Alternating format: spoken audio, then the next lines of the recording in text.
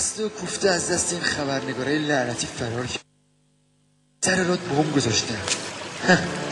قصر در رفتی با هزار بدبختی و دربدری میرسی خونه، میخوای یه جای خلوتی پیدا کنی یه دم نفس راحت بکشی که الو آممود این چه غلطی بود؟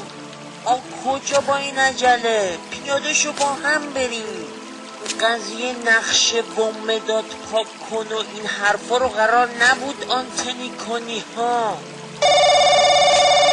غروبتو نبینم محمودی، اینطور گر گرفتی بپا با بیل خاموشت نکنم.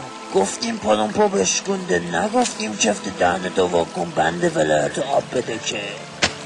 امان از دست استکبار جهانی و این تلفن‌ها. انگاری خط مقام عظمای ولایت رو نگرفتم. آخه با چه زبونی با شما زبون نفهمم صحبت کنم که بفهمین تروریستم. خب گوشاتو با کنیم منم تروریستم. میشنوی چی میگم؟ منم دارم بگم تروریستم. میخوام برم پشت تریبون داد بزنم بگم تروریستم. آخه کل پوکا من احمدی هستم، همش تو کوچه با 7 تیر به دستم. من همونم که یه روز دوست یه موسیو رو با حوله بستم. هنوزم بسیجیم از بوی می بیهوش مستم، کلید بهشت رو دارم نقشه خود تو دستم. هر جا که جنگی من تا آخرش اونجا هستم. بی خود نیست که بهتون میگم من تروریستم. آقا هزار تیره ماهینه تروریستم. تروریستم تروریستم.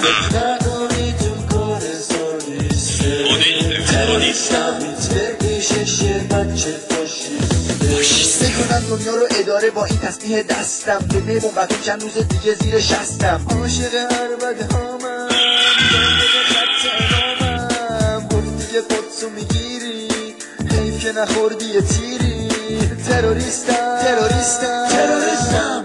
دولت جمهوری اسلامی از موضع رحمت و رأفت تلاش کرد اعتماد سازی بکند. عرض میکنم تروریستم. آقا هزار تیره ماهینه تروریستم. تروریستم. فکر نکنی تو کار سالیسته تروریستم. میتره پیشش یه بچه فاشیسته.